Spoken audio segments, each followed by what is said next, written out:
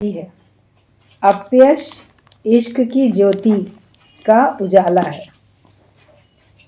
आपको किसी से मिलता है, कोई आपसे शिकायत करता है तो ये ना बड़े गिले शिकवे करता रहता है।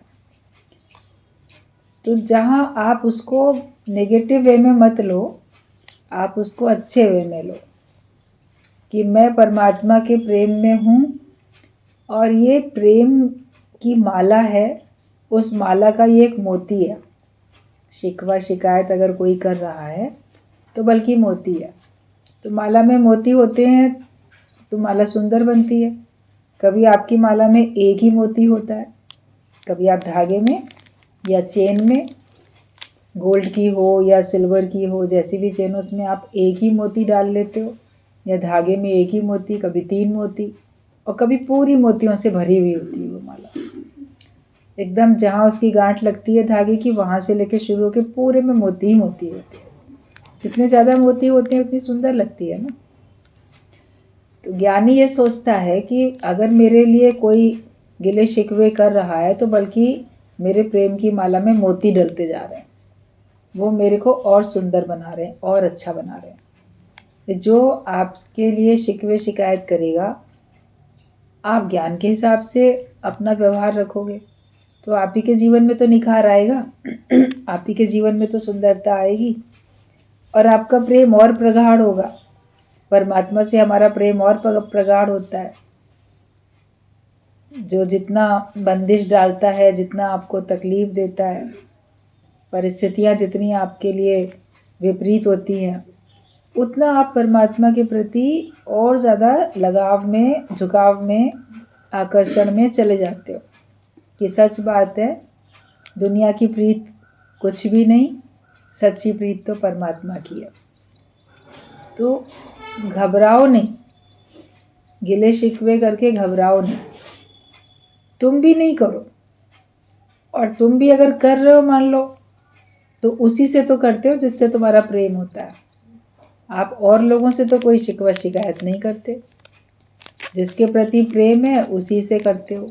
तो अगले का भी आपसे कहीं ना कहीं जुड़ाव है, प्रेम है, तभी वो ऐसे शिकवा शिकायत कर रहा है, वरना किसी को किसी से क्या मतलब है।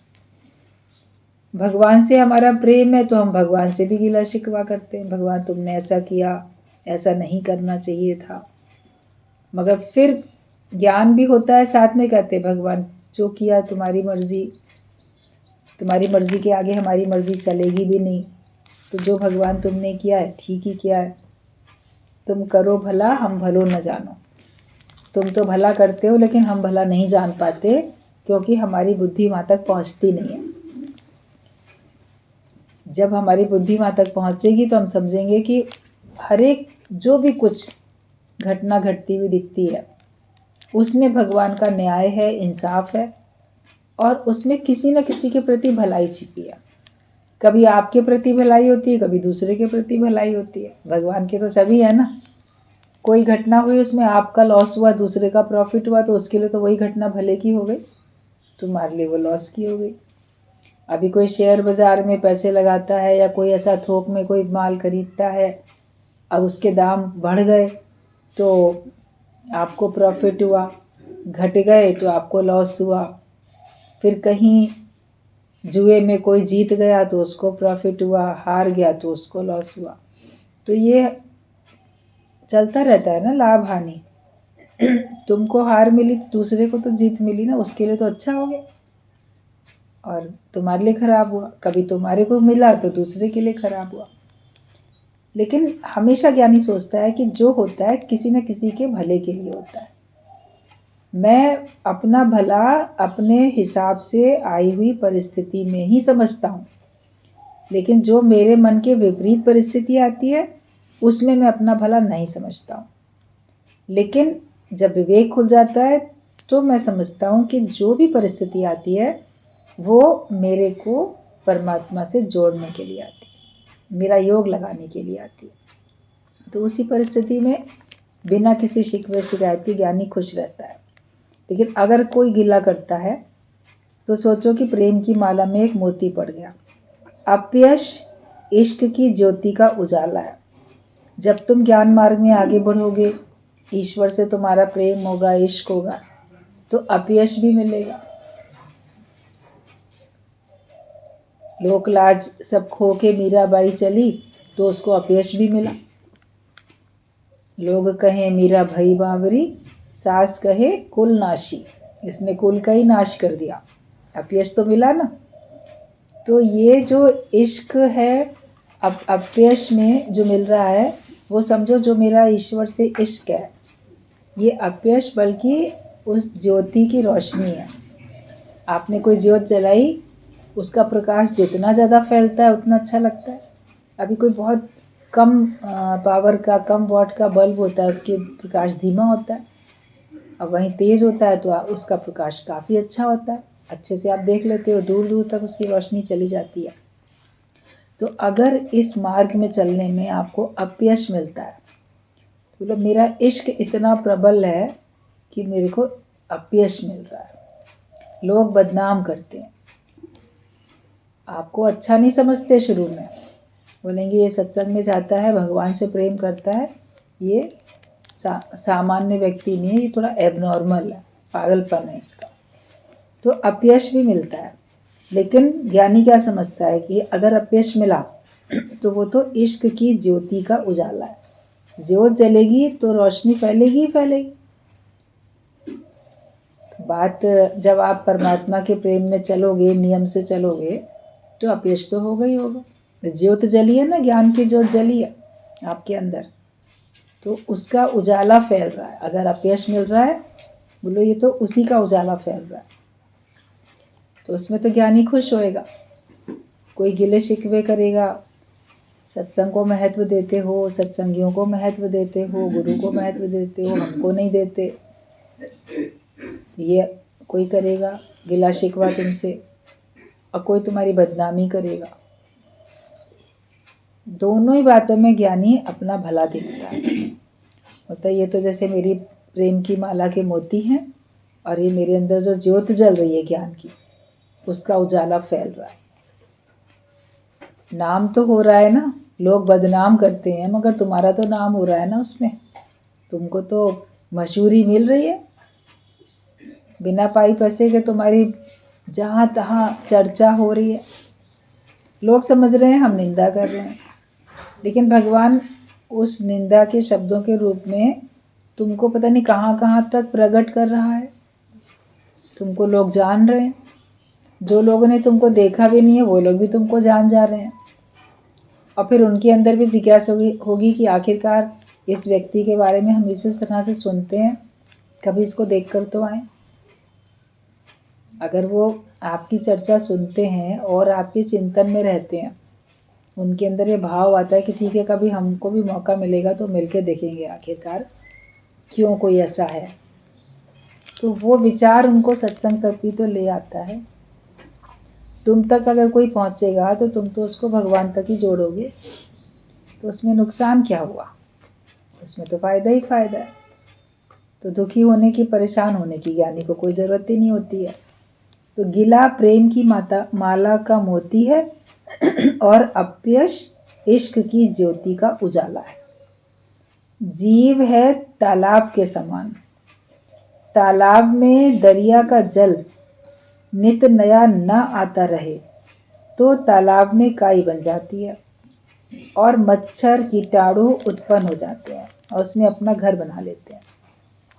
इसी तरह दिल रूपी तालाब को प्रेम रूपी नाली के जरिए पर ब्रह्म रूपी अमृत दरिया से हमेशा ताजा रखो। जैसे जीव तो तालाब के समान है, मतलब तालाब एक छोटे दायरे में होता है, उसका घेरा कम होता है, और उसमें कहीं से नया पानी आता भी नहीं है। तालाब में जो पानी है वही रहता है, बारिश का पानी भले आए सो आए, बाकी उसी में पानी रहता ही है। तो जो पानी है वो क्या होता है, रुका रहता है, और वो रुके पानी में फिर आखिरकार क्या, काई, मक्खी, मच्छर, वो सब पनपते हैं। अगर तालाब के पानी का इस्तेमाल ना किया जाए, हलचल उसमें ना हो, तब तो काई जमेगी ना। वरना तालाब में भी लोग नहाएंगे, कपड़े धोएंगे, जानवर पानी पिएंगे, तो कुछ तो उसमें हलचल रहती है तालाब में पानी की, तो थोड़ा वो ठीक रहता है। लेकिन अगर उसमें कुछ भी ना हो काम, तो वो तो पानी रुका रुका वैसे ही रुका हुआ है और रुक जाएगा। लेकिन अगर कोई उसी तालाब में कोई नाली, ऐसे मान लो नहर नाली कोई जोड़ देते हैं, जो नदी से पानी आ रहा है, तो उसका पानी जो नदी बह रही है उसका पानी भी उसमें आता रहता है, तब तो तालाब का पानी कितना साफ रहेगा, कम भी नहीं होगा और उसमें मक्खी मच्छर बदबू भी नहीं आएगी, काई भी नहीं जमेगी। तो जीव तो तालाब है, मतलब एक छोटे दायरे में, हद में है। लेकिन जो ईश्वर का प्रेम होता है वो प्रेम एक नाली के समान हो जाता है, जो जीव के हृदय से निकल के वो परमात्मा तक पहुंचती है। और परमात्मा तो सागर है, तो हमें परमात्मा की सारी शक्ति मिलती रहती है। उस नाली के ज़रिए, उस नहर के ज़रिए हमको पानी नित्य नया ताज़ा मिलता रहता है। अभी सत्संग में आके बैठते हैं तो सत्संग के ज़रिए हमको नित्य नई ताजगी उमंग मिलती रहती है। तो प्रेम अगर हमारे अंदर है तो प्रेम वो ज़रिया है, प्रेम वो नाली है, नहर है, समझो एक, जिसके ज़रिए से हमको भगवान की सारी शक्ति, भगवान का सारा भाव, जो भी कुछ है भगवान की तरफ से, वो सब हमको मिलता रहता है। उससे हम तरोताज़े रहते हैं। तो भले तुम जीव हो और तालाब हो, लेकिन कनेक्शन तो जुड़ा होना चाहिए ना। अगर किसी तालाब का कनेक्शन पाताल से भी जुड़ा होता है तो वो तो फिर ऐसा कुंड बन जाता है जिसमें पानी रहता ही रहता है, उसका पानी फिर कभी जाता ही नहीं है। बाहर से देखने में छोटा ही दायरा आ रहा है। कहीं कहीं पे आप देखो, कई जगहों पे कुदरती ऐसे पानी के सोते होते हैं, धरती से प्रकट हो गए होते हैं और उनका घेरा तो कम दिखता है, लेकिन फिर लोग कहते हैं इसके बीच में जाना नहीं, इसकी गहराई का कोई पता ही नहीं है, ये तो इसका पाताल से कनेक्शन है। तो फिर उसमें लोग किनारे किनारे से ले लेते हैं पानी, कभी झील, तालाब, झील, कुंड, ये सब होते हैं। कनेक्शन जिसका विराट से जुड़ जाए, उसके खुशी, उसके उमंग, उसके आनंद को कोई परिस्थिति कभी खत्म कर नहीं सकती। तो संबंध अपना जोड़ो, तो संबंध अपना जोड़ो परमात्मा से। प्रभु प्यारे से जिसका संबंध है उसको हर घड़ी आनंद ही आनंद।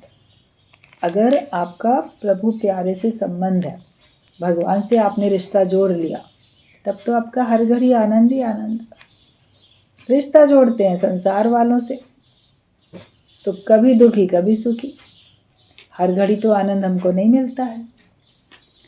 गुरु हमारा संबंध जोड़ देता है।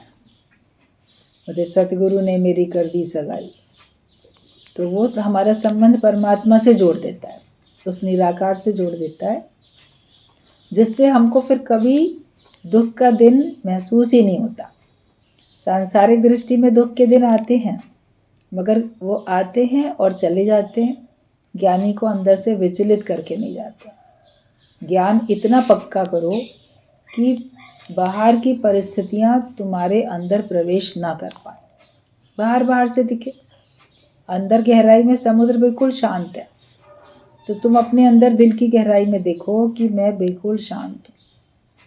और कब शांत रह सकते हैं? जब नाता भगवान से जुड़ा होगा।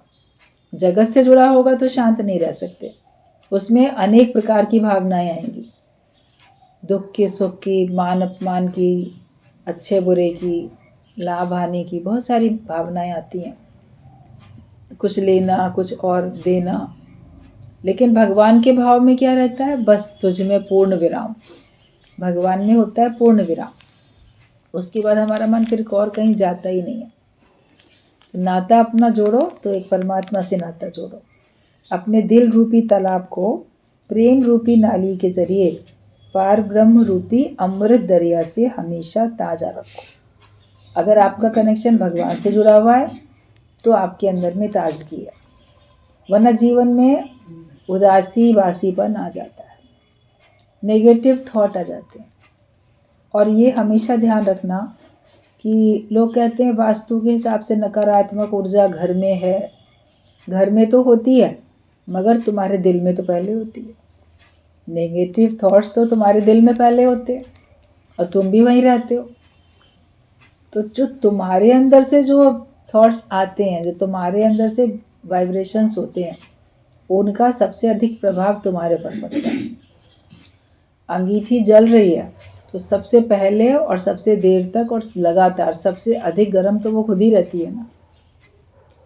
चलना शुरू करेगी तो सबसे पहले गर्माई अंगीठी गर्म होएगी, और बुझा दोगे तो भी लास्ट में वो ठंडी होएगी, और वो सबसे ज़्यादा गर्मी उसी को ही अपने में रहती है। तो जो विचार तुम्हारे अंदर से प्रकट होते हैं उसका सबसे ज़्यादा प्रभाव तुम्हारे ऊपर ही पड़ता है। पहले माया के विचार थे, आप दुखी सुखी होते थे, नेगेटिव थॉट करते थे, चिंताएं, फिक्र, आशंका, डर, ये सब होता था। और ज्ञान में आने के बाद गुरु हमारे विचार बदल देता है। विचार बदलने से हम खुद बदल जाते हैं। और तो कुछ नहीं बदला ना गुरु ने तुम्हारा जीवन। जैसा पढ़ते थे वैसे ही पढ़ते हो, जैसी नौकरी बिजनेस करते थे वैसे ही करते हो, जैसा घर में रहते थे रहन सहन था, खान पान, भाषा, बोली, पहनावा वैसे ही रहता है। और आपके परिवार के लोग भी वैसे ही रहते हैं और उनका स्वभाव भी वैसे ही है। लेकिन फिर आप कहते हो देखो हम बदल गए हैं, आपके अंदर में बदलाव महसूस हो जाता है। तो गुरु ने हमें और कुछ नहीं किया, लेकिन उसने हमारे विचार बदल दिए। विचार के बदलने से हम खुद बदल गए।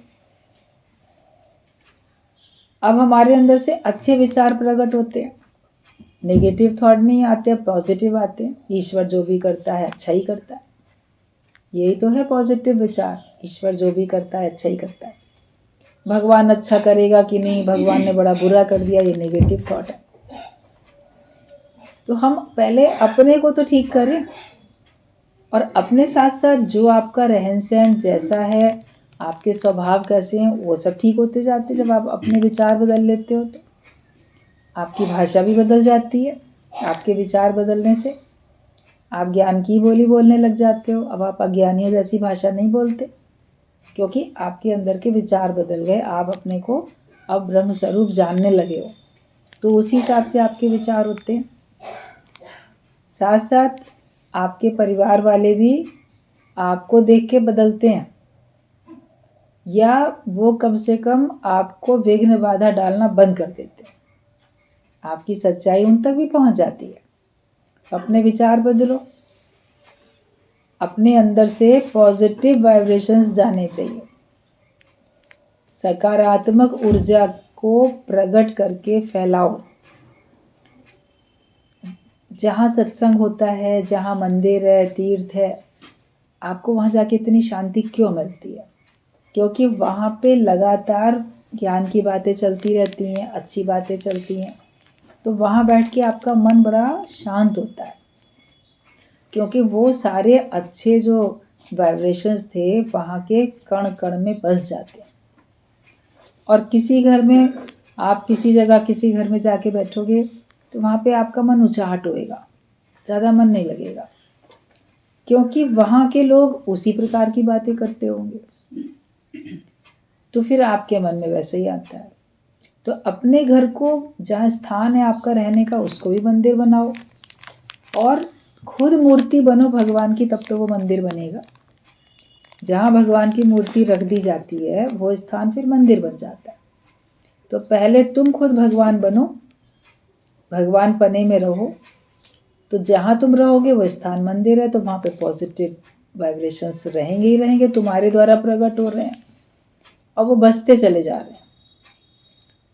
बाकी भी घर में जो भी कुछ है ठीक करना, वो तो करना ही है। ऐसा नहीं है कि आप मंदिर की मूर्ति अगर है मंदिर में है तो उस मंदिर की साफ सफाई भी तो होती है। उसको हम कहीं कूड़े के ढेर में थोड़ी रख देंगे कि ये तो भगवान है, इसको कूड़े के ढेर में रखा रहना, तो वहाँ तो वो उचित भी नहीं है। बल्कि जहाँ मंदिर है वहाँ से कूड़ा रखेंगे भी नहीं। अरे यहाँ मंदिर है, मंदिर के सामने भी गंदगी नहीं फैलाएंगे।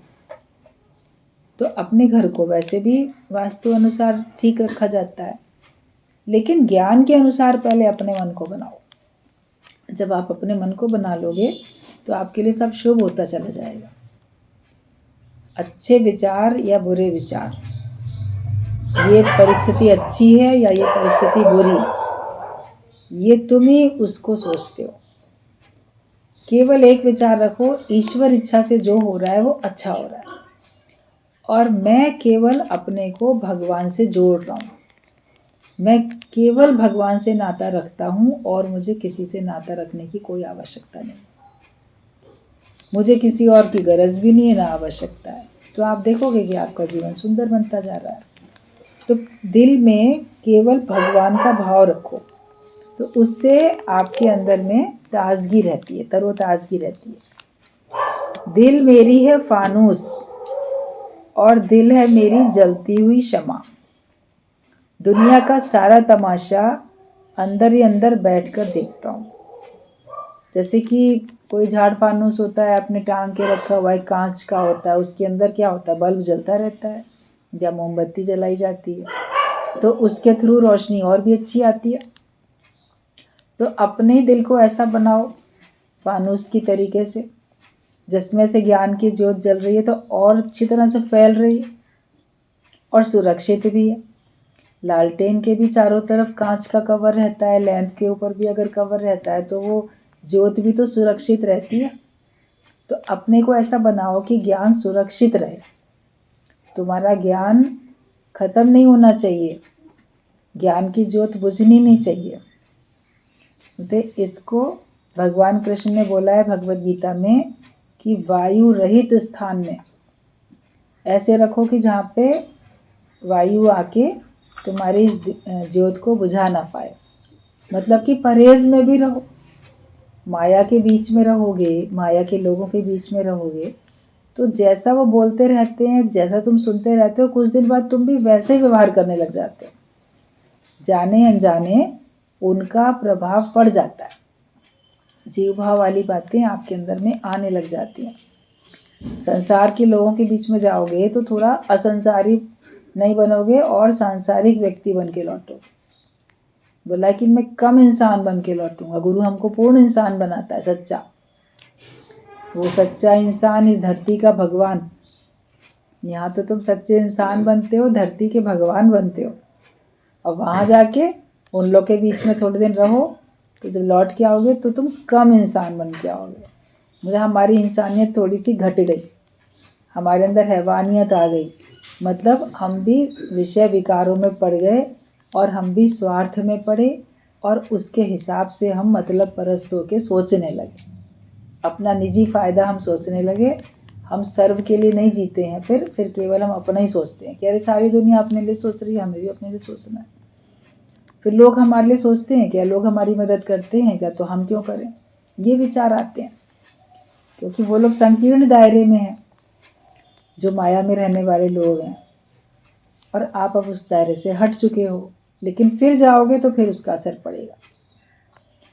एक बार बात चल रही थी, कई बार चलती है, कि जैसे पानी है तो पानी में पानी डाल दो तो उसी समय मिक्स हो जाता है। एक बाल्टी में पानी है, आपने एक गिलास पानी और ऊपर से डाल दिया तो कुछ फर्क ही नहीं पड़ा। लेकिन बाल्टी में पानी है, उसमें आपने एक गिलास भर के तेल डाल दिया तो तेल उसमें मिक्स नहीं होता, तेल ऊपर ऊपर आपको तैरता हुआ दिखता है, पानी में तेल तैरता दिखता है कि उसमें रहते हुए भी वो उससे निर्लेप रहता है। तो जगत में रहो ऐसे कि जैसे संसार में गए तो जैसे तेल की तरीके से बन के गए और वहाँ का असर आपके ऊपर नहीं हुआ। लेकिन अगर तेल और पानी बहुत ज़्यादा समय तक इकट्ठे पड़े रहते हैं तो फिर उसमें स्मेल भी तो हो जाती है, बदबू भी तो आ जाती है। और पानी में अगर तेल पड़ गया तो अब ना वो तेल का काम करेगा, ना वो पानी का काम करेगा। नुकसान तो हुआ ना, भले अलग अलग भी हैं, उपराम है, लेकिन फिर भी हम पड़े तो वहीं पर ही हैं। तो तेल से तेल वाला काम तो नहीं हो रहा है, क्योंकि वो पानी के साथ ही है, और साथ बहुत दिन तक रहेगा तो उसमें स्मेल भी होगी। तो संसार में व्यवहार उतना ही करो बस जैसे गए और चले आए, फिर अपने कार्य में लग जाओ। तुम्हारा काम क्या है, ईश्वर की प्राप्ति करना, नाम जपना और नाम जपाना, यही तो तुम्हारा काम है। आप जपे और नाम जपावे, सुनत कहत रहत गत पावे, यही तुम्हारा काम है। और काश तेरे किते ना काम, मिल साध संगत भज केवल नाम। और कोई तुम्हारा काम नहीं है, साध संगत के बीच में बैठो और भगवान का नाम लो, यही तुम्हारा एक काम है। तो ये काम आप करो ज़्यादा समय। फिर व्यवहारिकता में जाना पड़ा, गए और तुरंत चले आए, वापस अपने काम में लग गए, तब तो आप निर्लेप न्यारे रह के आ सकते हो। लेकिन वहीं बैठ ही जाओ कि नहीं हमारे ऊपर ना अब असर नहीं होएगा, जगत की बातों का हमारे ऊपर अब कोई असर नहीं होने वाला। कुछ दिन तक तो आपको लगेगा असर नहीं हो रहा है, लेकिन फिर बाद में आप अपनी स्थिति देखोगे कि मेरा जीवन तो किसी भी काम का नहीं रहा, जो मैं कर सकता था वो मैंने किया ही नहीं, करना था सुना क्यों, पड़ गए हम, पड़े लोभ मोह के फंद, लोभ के मोह के फंदे में हम पड़ गए, जो करना था वो हमने नहीं किया। तो गुरु बार बार याद दिलाता है, नित अभ्यास और नित वैराग्य से मैं मिलता हूँ। रोज का अभ्यास, रोज का वैराग्य। सत्संग में आके बैठते हैं, रोज का अभ्यास हो रहा है, और जो ज्ञान सुन के जा रहे हैं तो रोज का वैराग्य भी हो रहा है। सारा दिन में, शाम में, रात में कोई विचार ऐसा आया होगा, फिर सवेरे सत्संग सुनोगे तो फिर आपको वैराग्य आएगा। फिर दिन भर में कोई विचार आया, फिर शाम को आपने सत्संग सुना तो फिर वो वैराग्य पक्का हुआ। और हर समय ज्ञान के विचार में रहो, 24 घंटे ज्ञान के विचार में रहो। श्रवण तो 24 घंटे नहीं हो सकता, लेकिन मनन तो हो सकता है, और मनन भी मान लो 24 घंटे नहीं हो पाया, श्रवण से तो अधिक ही होता है। फिर निध्यासन तो 24 घंटे का हो जाता है। मतलब वो तो आपके व्यवहार में उतर गई ना बात, ज्ञान आपके व्यवहार में चला गया। अब आप ज्ञान के विपरीत कोई कार्य करते ही नहीं हो, ना मन से, मन में भी कोई खोटे ख्याल नहीं आने पाएंगे। आने लगेंगे तो आप देखोगे आप उसको पहले ही रोक लेते हो। जैसे वो आने लगता है विचार अज्ञानता का, तो आप उसको पहले ही रोक देते हो। तो अब मन में भी और आपकी वाणी में भी और आपके कर्म भी, वो सारे के सारे ज्ञान के हिसाब से ही चलते हैं। तो ये देखो कि मेरा दिल जो है वो फानूस, और दिल मेरा जलती हुई शमा, और मैं दुनिया का सारा तमाशा अंदर ही अंदर बैठकर देखता हूँ। संसार का जो भी तमाशा है हम अपने इस दायरे में बैठ के देखते हैं। सत्संग रूपी दायरा है, इसमें बैठ के आप संसार का तमाशा देखते हो। अगर आप संसार के दायरे से हट के जाके देखोगे तो उसका प्रभाव तुम्हारे पर पड़ेगा। लेकिन अगर आप ज्ञान के दायरे में रह के आप जगत को देखते हो तो देख भी रहे हो, लेकिन आपका नुकसान नहीं हो रहा। तो अपने को नुकसान से बचाओ। हम चले जाते हैं दुनिया के बीच में, दुनिया वालों के बीच में हम चले जाते हैं और सोचते हैं कि हमारे पर तो कोई फर्क पड़ेगा नहीं, लेकिन फर्क पड़ जाता है। उसका पता आपको बहुत दिनों के बाद चलता है, और फिर आपको लगता है कि वाकई इसमें मेरी कितनी गिरावट हुई है। अपने दुनिया को देखो भी तो ज्ञान की दृष्टि से। ज्ञानी भी तो रहता है इसी संसार में, लेकिन वो इस संसार में असंसारी होके रहता है। वो संसार का बन के नहीं रहता, वो भगवान का बन के रहता है, और वो सबको भगवान का बनाने के लिए सबको प्रेरणा देता रहता है। उसका यही काम है, उसका फिर और कोई काम नहीं है। अपना भी एक ही काम रखो कि मेरा बस एक ही काम है, मनुष्य जन्म मिला, अब मेरा बस एक ही काम है कि मुझे अपने आप को परमात्मा से जोड़ना है। योग मेरा लगा रहे और सबको मैं ये मार्ग दिखाता रहूं, सबको बताता रहूं। ये नहीं कि बस हम ही ध्यानस्थ हो गए, समाधिस्थ हो गए, हम ही आनंद में आ गए। आए, लेकिन आप औरों को भी आनंदित करने के लिए कार्य करते रहते हो। यही हमारा रहना चाहिए। और दुनिया का सारा तमाशा अंदर ही अंदर बैठ के हमें देखना है, इसी दायरे में रह के देखना है। हमेशा सावधान रहना है, वरना सावधानी हटी तो दुर्घटना घटी। हमेशा हमको सावधान रहना है, हर एक पल अपने को सावधान रखना है। असावधानी बहुत जल्दी आती है, गिरावट बहुत जल्दी आती है। कभी आप देखो चलते चलते एकदम से पैर मुड़ा, ठोकर लगी, आपको पता ही नहीं चल पाता है। फिसलन भरे रास्ते में कब आप फिसल गए आपको पता नहीं चल पाता। तो इसलिए अरे मन समझ समझ पग धरो, बहुत सोच समझ के पग धरो। अपने को कभी भी माया की फिसलन में गिरने मत दो। राह कठिन है, लेकिन आप सावधान रहोगे तो आपके लिए कोई कठिनाई नहीं है। तो हमेशा सावधान रहना है।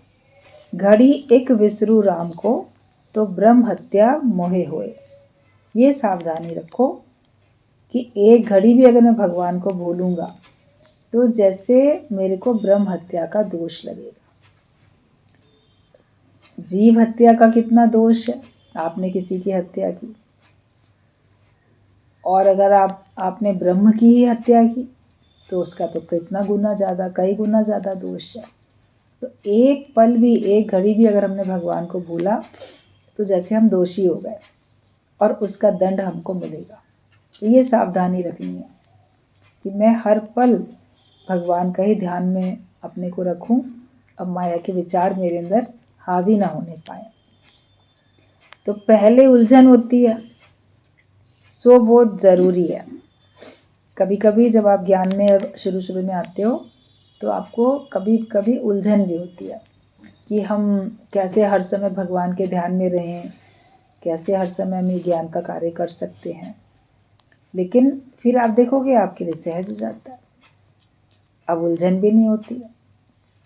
पहले ज्ञान के हिसाब से अपना जीवन बनाने में उलझन होती थी, और अब कितना सहज है।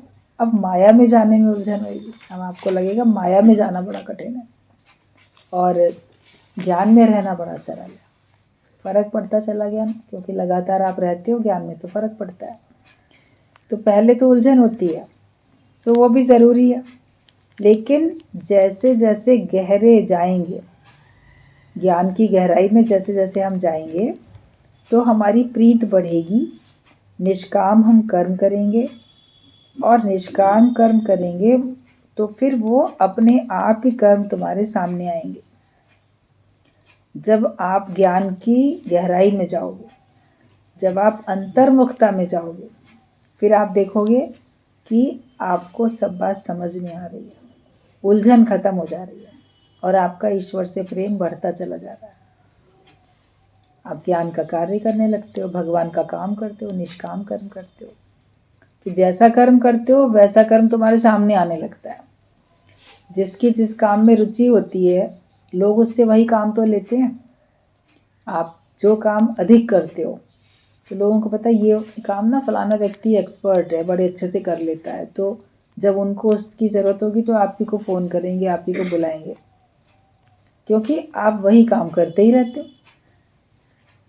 तो जब आप निष्काम कर्म करोगे तो आपके सामने निष्काम कर्म आता रहेगा।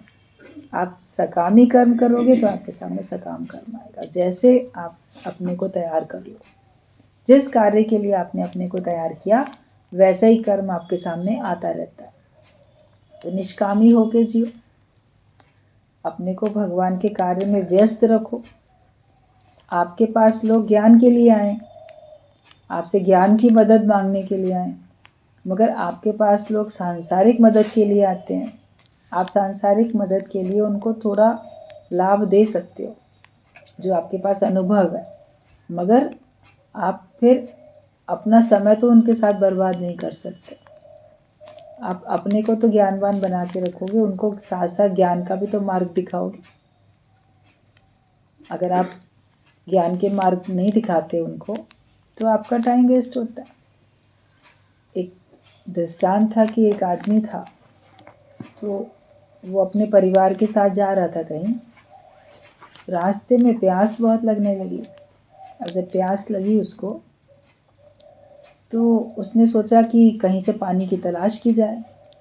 तो उसने अपने परिवार के पत्नी बच्चों उन लोगों को कहीं किसी पेड़ के नीचे बिठाया और पूछने लगा कि किसी से यहाँ पानी कहाँ मिलेगा। तो किसी एक आदमी ने कहा कि इस दिशा में जाओ और वहाँ पे तुम्हें पानी मिल जाएगा।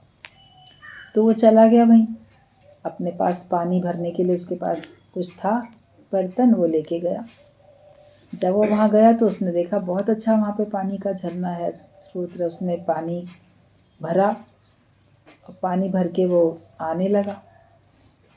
अब चूंकि रास्ता था, पथिक थे बहुत, तो फिर जब वापस आने लगा पानी भर के, तो उसको कोई और आदमी मिला। लोग जा रहे थे, बोले अरे पानी कहाँ से लेके आए, हमको बड़ी प्यास लग रही है, हमें पानी पिला दो। तो उसने अपना वो पानी उन्हें दे दिया, भाई परोपकार करना चाहिए, दे दी। पानी उनको दे दिया और खुद भरने के लिए फिर दोबारा चला गया। भर के जब वापस ला रहा था, फिर कोई और मिला, वो भी पानी मांगने लगा, उसने फिर अपना पानी उसको दे दिया। तो ऐसे कई बार होने लगा। अब उसको लगने लगा उलझन कि मेरे को घर वाले मेरे वहाँ इंतज़ार कर रहे हैं और हमें आगे जाना भी है, तो ये काम सामने आ रहा है, इसको करूँ कि क्या करूँ। तो बड़ा परेशान सा फिर होने लगा। तो एक संत वहाँ से आ रहा था, तो उसने कहा ये तुम परेशान से क्यों दिख रहे हो? बोला पानी भरने जा रहा हूँ, लेकिन मैं कितनी बार ऐसे कर चुका, कोई ना कोई मांग लेता है तो मैं उसको देता हूँ, मैं फिर भरने जाता हूँ। तो संत ने उसको कहा कि जब तुमने प्यास लगी थी तुमको, तो तुमको किसी ने पानी कहाँ से मिलेगा वो जगह बता दी थी, तो तुम खुद गए और पानी लेके आ रहे थे। तो तुमसे अगर कोई पूछ रहा है तो तुम भी उसको वो जगह बताओ ना। तुम भर भर के पानी उसको वहीं दे रहे हो और फिर अपना नुकसान कर रहे हो। तुम उसको बता दो, देखो मैं वहाँ से भर के लाया था, आपको प्यास लगी आप जाओ वहाँ से ले लो पानी। तुमको ये करना चाहिए था, उसको कहाँ से उसकी प्यास बुझेगी, उसको वो पानी का स्रोत उसको दिखा देना चाहिए था, तो तुम्हारा इतना समय बर्बाद नहीं होता, तुम्हारा काम भी बन जाए, तुमने परोपकार भी कर दिया और तुम्हारा समय भी बर्बाद नहीं हुआ। तब उसको समझ आया कि हाँ ये करना चाहिए था मुझे। जैसे मैं गया और मैं अपनी प्यास बुझा के पानी भर के ला रहा हूँ, तो अगले भी अपनी प्यास बुझाएंगे, अपना पानी भर के अपने वालों के लिए लेके जाएंगे। हम सोचे हम ही करेंगे तो आप तो फिर प्याऊ लगा के देते ही चले जाओगे पानी, आप अपने खुद ही प्यासे रह जाओगे। तो औरों को पिलाते रहते हैं, खुद ही प्यासे रह जाते हैं। तब उसको युक्ति समझ में आई। तो सिद्धांत ये है कि सत्संग वो दरिया है, सत्संग वो झरना है, जहाँ पे आके हर एक की प्यास बुझेगी। तो हम सबको सत्संग से जोड़े ना। आप उनका छोटा छोटा काम करोगे, छोटी छोटी समस्याओं का समाधान करोगे, तो लोग आपसे वही काम लेते रहेंगे, तो आप फिर अपना आनंद नहीं ले सकते। जैसे आपको जहाँ से खुशी मिली, आपको जहाँ से आनंद मिला, आप उसका पता तो बताओ, सत्संग का पता आप हर एक को बता दो। ऐसे ऐसे एक बार चल के जाके कोई दिखा भी सकता है, मगर फिर तो हर एक को अपना अपना पुरुषार्थ खुद करना है ना, अपने अपने हिस्से का काम हर एक को खुद करना है। आप दूसरे के हिस्से का काम कब तक कर सकते हो? निष्कामी होने का या दूसरे की मदद करने का ये तरीका नहीं है कि आप अपना काम छोड़ के आप मदद करो। ऐसे तो आप ही की ट्रेन छूट जाएगी, आप सबको पानी भर भर के देते चले जाओगे तो आप ही का समय चला जाएगा, आपकी आयु चली जाएगी। लेकिन आप जपे और नाम जपाओ, खुद भी जपो और भगवान को नाम जपाओ। आप सबका काम कराने के चक्कर में अपना काम भूल जाते, वो हमको नहीं करना है। ये युक्ति हमको गुरु बता देता है। तो फिर हम निष्कामी भी होते हैं और हम अपने आनंद को अनुभव भी करते रहते हैं, कार्य भी करते रहते हैं और हम अकर्ता भाव में भी हम रहते हैं। तो जो जैसा काम करता है वैसे उसके सामने कर्म आते जाते हैं। तुम निष्कामी बनोगे तो निष्काम कर्म तुम्हारे सामने आएंगे। अपने को हल्का रखना है, भारी नहीं बनाओ, वरना निष्काम कर्म करने से भी तुम भारी बन जाते हो। समाज सुधार करने चलते हो, सोशल वर्क, उसमें भी भारी बन जाते हो। दूसरों की मदद करने चलते हो, कभी उसमें भी भारी बन जाते हो। अपने को हल्का रखो, तुम्हारे अंदर में हल्कापन रहना चाहिए। जैसे पुरानी जुराब फेंक देते हैं, ऐसे मैं हूं ही नहीं, ये पुराना ख्याल फेंक दो। है ही भगवान। आपके कपड़े पुराने हो जाते हैं, आपके सॉक्स पुराने हो गए, फटने लगे, ज़्यादा मैले हो गए, अब वो ठीक नहीं हो सकते, तो पुराने आप फेंक देते हो कि अब ये हमारे काम के नहीं है। तो जीव भाव अब तुम्हारे काम का नहीं है, अब ये पुराना हो गया है।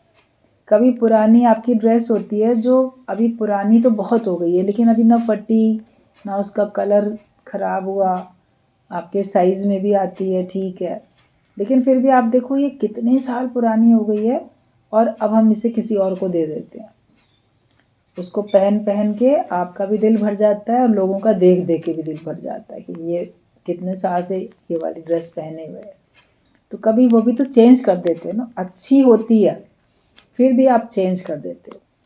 तो बोलो जीव भाव तो बड़ा अच्छा है, लेकिन कितने साल तक पहनोगे, कितने जन्म तक पहनोगे? 84 लाख योनियों से लेके इधर कितनी बार आए, तो अब तो उसको पुराना करके फेंक दो ना कि अब ये मेरे काम का नहीं है। अब गुरु ने हमको आत्मभाव की नई ड्रेस दिया, हम उसको पहने। नया कपड़ा पहनते हो तो कितनी खुशी मिलती। आप जिस दिन भी कोई नया ड्रेस खरीदो, सिलवाओ, साड़ी, सूट, कुछ भी, जो भी ड्रेस, तो आप जब पहनते हो आपको बड़ा अच्छा लगता है। तो गुरु हमको ये आत्मा का चोला हमको देता है और ये हर दिन पहनने में नया है, हर दिन पहनने में हमको उतना ही आनंद देता है सेम, लेकिन फिर भी हमको हर दिन नित नई ताजगी, नित नई उमंग देता है। ज्ञान के वचन रोज वही हैं, लेकिन रोज सुनने में आपको कितनी उमंग, कितनी तरोताजगी देते हैं। ज्ञान के वचन तो आपको बहुत ताजगी देते हैं। तो अपने को इन ज्ञान के वचनों में रखो और हल्के होके रहो कि मैं हूं ही नहीं, ये पुराना चोला आप फेंक दो उठा के। है ही भगवान, हमें केवल अपना उद्धार करना है, दूसरा है ही नहीं जिसका मैं या तुम उद्धार करो।